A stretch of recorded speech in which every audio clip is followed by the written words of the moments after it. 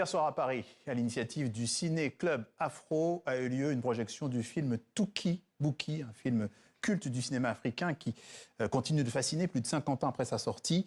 Une version restaurée du film du cinéaste sénégalais Djibril Diop Mambéty, adapté pour la distribution sur la plateforme de streaming Mubi France. Parler de ce film et de son impact, c'est ce soir le choix de la rédaction. Avec nous, dans un instant, deux invités. Le cinéaste et producteur Moussa Sen Absa, en visioconférence depuis le Sénégal. Et puis, en plateau, Tibour Diop Mambéty, acteur-réalisateur, qui est également le fils du réalisateur. Avant de commencer cette conversation, on se remet le film en mémoire avec quelques images. Regardez.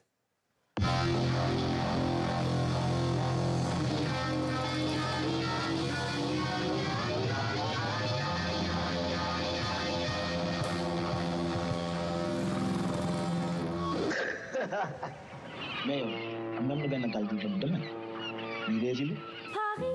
Paris, Paris, c'est sur la terre un coin de paradis. Paris, de mes amours, c'est lui le favori. Moi, je veux dire François, Champs-Élysées, Pigalle, Montparnasse.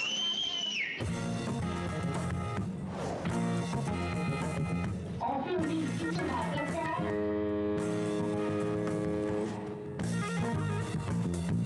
la Touki Bouki, un film, rappelons-le, salué au Festival de Cannes en 1973, un long métrage qui suit l'histoire poétique de deux jeunes Sénégalais dans le Dakar des années 70, ayant des envies d'ailleurs, ou peut-être sont-ils juste fascinés par cette idée de l'exil. Bonsoir Timor Diop Mambéty. Bonsoir. Acteur, réalisateur, plasticien, vous êtes aussi, on l'a dit, le fils du réalisateur Djibril Diop Mambéty. Et en visioconférence avec nous depuis Thiès, au Sénégal, Moussa Sen Absa. Bonsoir à vous. Vous avez bien connu et accompagné Djibril Diop Mambéty. Et justement, bien, je commence par vous. Quel artiste était-il? Comment décririez-vous cette manière de créer, de diriger un film? Djibril était quelqu'un de très spécial. Hein. Je pense qu'il avait ce don magnifique de magicien de la scène, hein, parce qu'il vient du théâtre aussi. Hein. Donc il a une conception magnifique de tout ce qui touche à la mise en scène, tout ce qui touche à l'acteur. Il était très proche de ses acteurs. On sent une liberté. C'est vraiment le cinéaste de la liberté. C'est quelqu'un qui veut s'émerveiller tout le temps, qui est toujours émerveillé et qui se donne à fond sur une ligne dont lui seul connaît le fil. Hein. Et c'est quelqu'un de fabuleux. Et c'était aussi quelqu'un de très soigné, hein, très soigné. On l'a vu quand on voit effectivement, on revoit le film aujourd'hui. On est au début des années 70. On est frappé par l'audace, on est frappé par l'esthétique, par les thèmes. Hein, on parle d'exode vers le nord, on parle d'homosexualité. Avec le recul, est-ce que vous diriez que c'est un film qui est en avance sur son temps? Vous allez répondre l'un et l'autre. D'abord, vous, Monsieur Absa, Sen Absa. Pour moi, les films de Djibril sont toujours en avance sur le temps. Je pense qu'il avait un côté démiurge, comme dit si bien Draman Dramé, son ami et complice. Il avait ce côté presque visionnaire, presque. Il était très attentif aux faits de société. Hein? C'est quelqu'un qui vivait au milieu de la société. C'est quelqu'un qui vivait avec ce qu'il appelait les petites gens. Hein? Les gens simples, le marchand ambulant du coin, le gars qui traîne dans la rue. C'est vraiment quelqu'un qui aimait son peuple. Mais au sens où il allait tirer de la misère des figures extraordinaires et en faire des héros. Et ça, c'est ça. Ça, c'est la magie de Djibril. On va passer la parole à Timor Diop Mambéty. La même question. Est-ce qu'en avance sur son temps, votre père? Je pense qu'il était en avance. Je pense qu'il a surtout perçu très très vite la force de l'image, mais surtout les enjeux revêtus par l'image.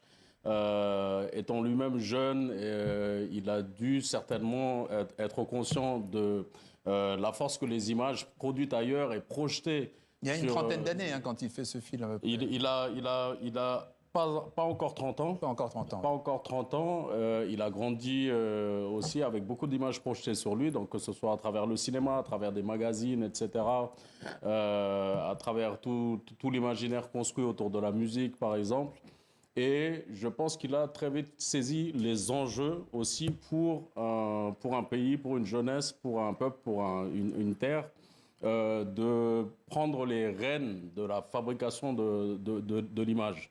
Aujourd'hui, pour avoir la maîtrise sur le narratif. Avoir la maîtrise sur le narratif et avoir le contrôle du narratif, apprendre à se regarder différemment, ne pas laisser un regard se construire sur soi, mais qui est comme ça de façon endogène, une façon de créer une image autour de soi-même, d'avoir sa propre écriture cinématographique, parce que quelque part, c'est avoir aussi sa propre écriture de l'histoire. Ouais. C'est pour ça qu'on voit aussi, par exemple, notamment dans ce film, ce besoin d'équilibre entre le mystique et le rationnel. Alors vous me direz si ma lecture est bonne, et on voit dans le film des scènes d'animaux égorgés, ça peut paraître dur, mais on a d'un côté quelque chose de froid et d'industriel, et puis de l'autre, on a quelque chose de sacrificiel. Donc c'est un film qui, sous des airs de road movie, demande beaucoup d'attention parce qu'il propose plusieurs lectures en réalité. Alors c'est un film qui propose beaucoup de strates de lecture, effectivement, et qui est aussi le reflet, qui est inspiré d'une société qui a beaucoup de dualité.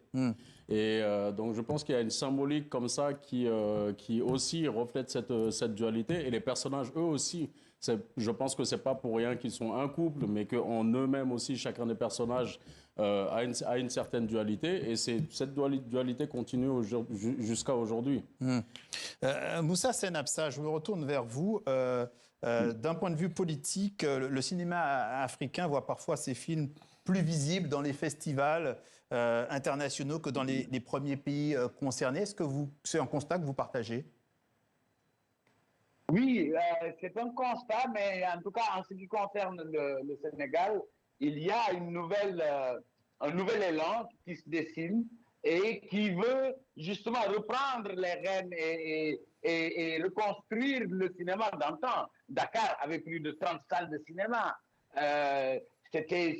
Le cinéma faisait partie de nous. On était au cinéma, ça faisait partie de notre vécu. Et je pense que ça a forgé aussi une société et une jeunesse.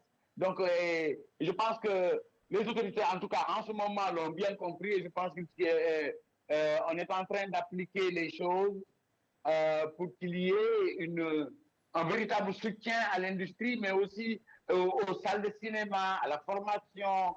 Un soutien à l'industrie, vous dites. En fait, exactement. Oui, exactement. Soutien à l'industrie. Et vous travaillez ensemble, d'ailleurs, tous les deux. Tous les deux, vous travaillez ensemble. Un mot de cette collaboration, justement. Moi, je pense que, en tout cas, j'ai eu à travailler avec lui récemment sur un atelier, et il m'a séduit par son niveau de management et de gestion des humains. Et ça, son papa faisait ça très bien.